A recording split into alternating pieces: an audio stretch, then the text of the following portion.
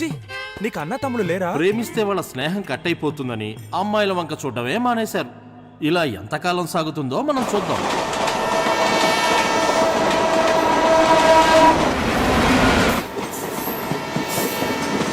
ఆస్తి పోయినా పర్వాలేదు, ఆత్మగౌరవం పోకూడదు. ఇన్ని మాటలన్నారు, నువ్వు ఎలా తట్టుకున్నావు?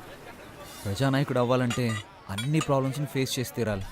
ఒరే, మనం సంపాదించలేకపోవచ్చు, కానీ మనం దేనికి పనికిరాని వాళ్ళం అంటే ఎలారా? అదే తట్టుకోలేకపోతున్నాం. రేయ్, పడుకున్నప్పుడు కూడా కాళ్ళు ఆడిస్తూనే పడుకోవాలరా, లేదంటే చచ్చిపోయామని చెప్పి తీసుకెళ్ళి తగలెట్టేస్తారు. అసలే మన ఇళ్లలో మన వాళ్ళకి అంత ప్రేమ ఉంది.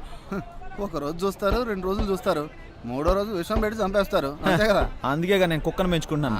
అది తిన్న తర్వాతే నేను తింటాను తెలుసా. నేను కూడా కుక్కను పెంచుతున్నా, అది నేను తిన్న తర్వాతే తినడం మొదలు పెడుతుంది. అడ్డెడ్డెడ్డెడ్డెడ్డే సింహ, ఫోన్ తీసి సార్ బిజీగా ఉన్నారని చెప్పరా.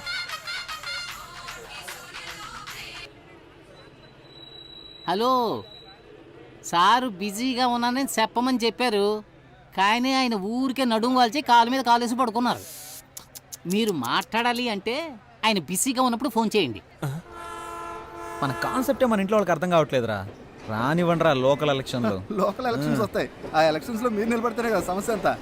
నిజంగానేరా, నిజం. మనం ఎలక్షన్లో నిలబడితే మనకి ఎన్ని ఓట్లు పడతారా? భలే అడిగావరా. మా ఇంట్లో 3 ఓట్లు, మీ ఇంట్లో 4 ఓట్లు, ఈడింట్లో 3 ఓట్లు, 10 ఓట్లు కన్ఫామ్ రా. అరే నోరు మూసుకోరా, మనల్ని నమ్మి మన ఇంట్లో వాళ్ళు ఒక్క ఓటు కూడా వేరు. వీళ్ళని అస్సలు నమ్మలేం. ప్రస్తుతానికి నీదొక ఓటు, నాదొక ఓటు, మొత్తానికి 2 ఓట్లు కన్ఫర్మ్. అందుకని ఈ క్షణం నుంచి మనం ఒక్క ఓటు పెంచుకోవడానికి ట్రై చేయాలరా.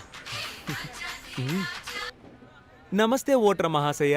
రే, ఎమ్మెల్యే మీటింగ్కి వెళ్తున్నారు, మీరు వచ్చేయండి. మన ఎమ్మెల్యే మీటింగ్కి వెళ్తున్నాడంట్రా. గెలిచిన వాడే మీటింగ్కి వెళ్ళడం లేదు, ఈయనెందుకు ఊపుకుంటూ వెళ్తున్నాడు.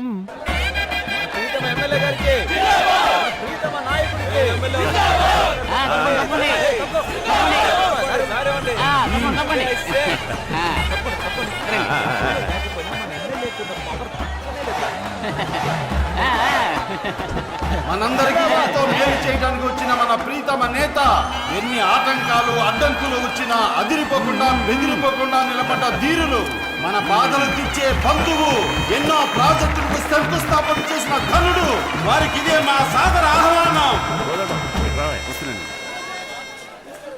ఆ పూల చీర కట్టుకుంటే ముసలావిడ, ఆవిడ పేరేంటో తెలుసుకుంటా. సరే, అలాగే తలకి ఎర్రగుడ్డ కట్టుకున్నాడే, అవును, అతని పేరేంటో కూడా తెలుసుకుంటా. అలాగే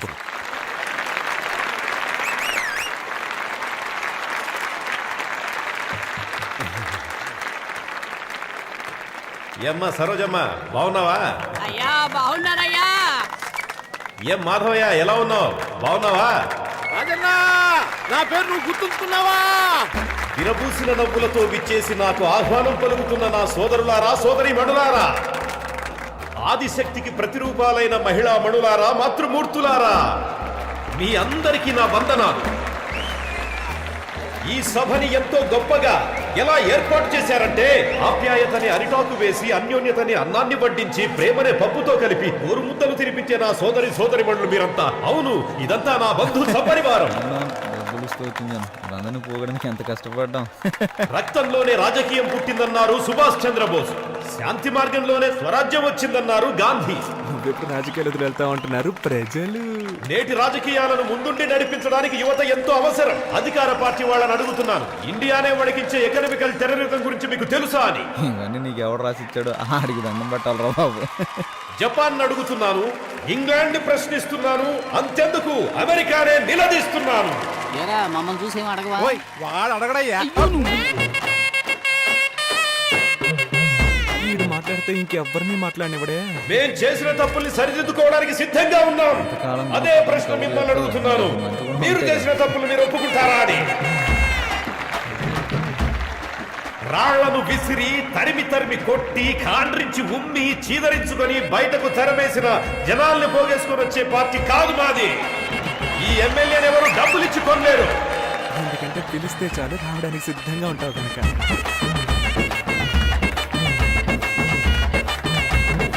ఈ నియోజకవర్గం నాకెప్పటికీ కంచుకోట లాంటిది. ఆ కోట్లో నీకు బీటపడిన సంగతి మర్చిపోయా. ఎన్నాళ్ళీ మోసం, వచ్చాను మీ కోసం, మార్పు మీ కైవసం, ఈ ఊరికి ఇక పట్టాభిషేకం.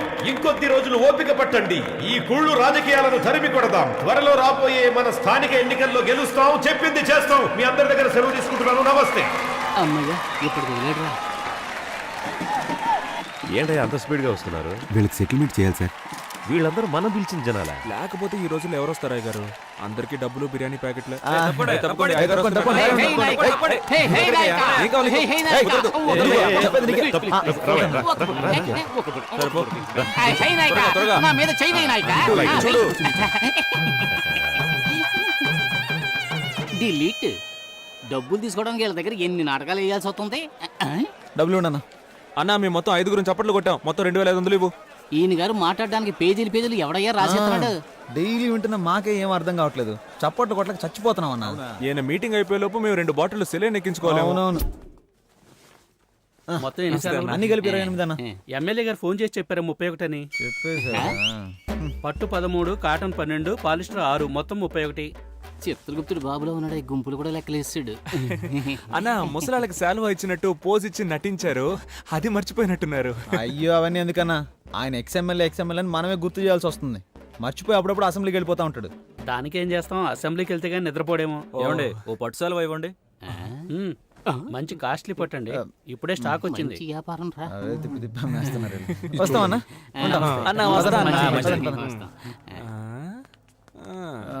మనం ఇప్పుడు ఎవరినైనా కలిస్తే బాగుంటుందే. బాబు, మీరు రోజు నా బారుకు వచ్చి మందు తాగుతున్నారు. దానికి నాకెందుకయ్యా సాల్వా కప్ సన్మానం చేస్తారు? మీరు బాగుండాలయ్యా. ప్రేమ కంటే శాలువాకే విలువ ఎక్కువ ఇస్తున్నారే. 2 ఓట్లు కన్ఫర్మ్ రా. మొత్తం 4 ఓట్లు. ఒరే ఉండండి రా, ఇంకో శాలువా మిగిలిందిరా. ఇదిగో. మంచిది బాబు. వాడికి ఎందుకు రా షాల్ కప్పారు? అనవసరంగా ఓటు వేస్ట్ అయిపోయిందిగా. ఎలక్షన్ టైంకి వాడికి 18 ఏళ్ళు వచ్చేస్తాయి. అడ్వాన్స్ బుకింగ్ రా. నీది ఎంత దూరాలోచన రే. చల్లగా 3 బీర్లు. బీర్లు లేవా? 10 రూపాయలు ఎక్కువ ఇస్తా. అయితే తెస్తా. పట్రా. S M Apparao speaking. ప్లాట్ఫామ్ 2 ఖాళీగా ఉంది. Line is clear.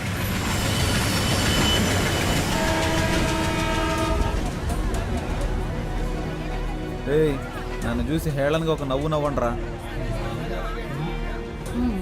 ప్లీజ్ రా.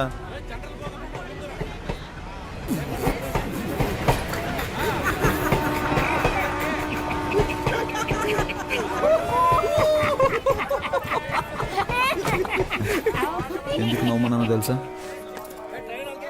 చెప్పరా. 1988వ సంవత్సరం. ఎందుకు ఇంత ఫ్లాష్ బ్యాక్ వెళ్తున్నాడు? ఆ రోజు భోగి పండగ. ఊరంతా భోగి మంటలతో సందడిగా ఉంది. ఆ రోజు మా అమ్మ బిల్లా సినిమా చూస్తుంది. అప్పుడే అమ్మకి ప్రసవ నొప్పులు మొదలయ్యాయి. ఎరా చెప్పమనేగా అడిగాను, చంపమని అడిగాను. ఇప్పుడు ఎందుకు ఇలా హస్కీ వాయిస్ లో మాట్లాడుతున్నావు? జరిగింది స్ట్రైట్ గా చెప్పొచ్చు కదా. ఆ రోజే నేను పుట్టానురా. ఆ రోజు నుంచి ఒక నోట్బుక్ కొని బుక్ కొన్న ఖర్చు 5 రూపాయలని రాసి మా అమ్మని హాస్పిటల్లో చెకప్ చేయించిన ఖర్చు నుంచి అన్నీ రాశాడు ఆయనే, మా నాన్న. సరే తర్వాత చెప్పు.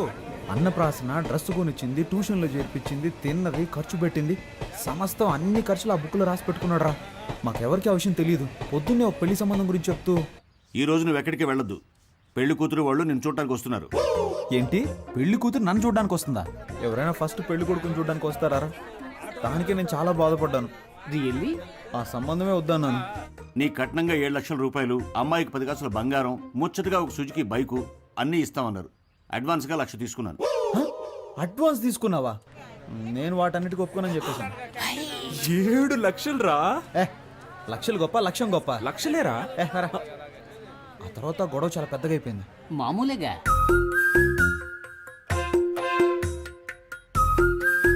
నా వల్ల కాదు. నీ వల్ల కాదంటే 18,64,540 రూపాయలు అప్పు ఉంది. నా అప్పు తీర్చి నువ్వు ఎక్కడికైనా బాగుంటాడు. ఏం చేయాలో అర్థం కాలేదురా. ఇప్పుడేరా మొత్తం డైరీలను తీసుకొచ్చేసాడు. 27 డైరీలు ఉన్నారా? నేను చూసి షాక్ అయిపోయాను తెలుసా. ఎలాగైనా ఆయన అప్పు తీర్చాలరా.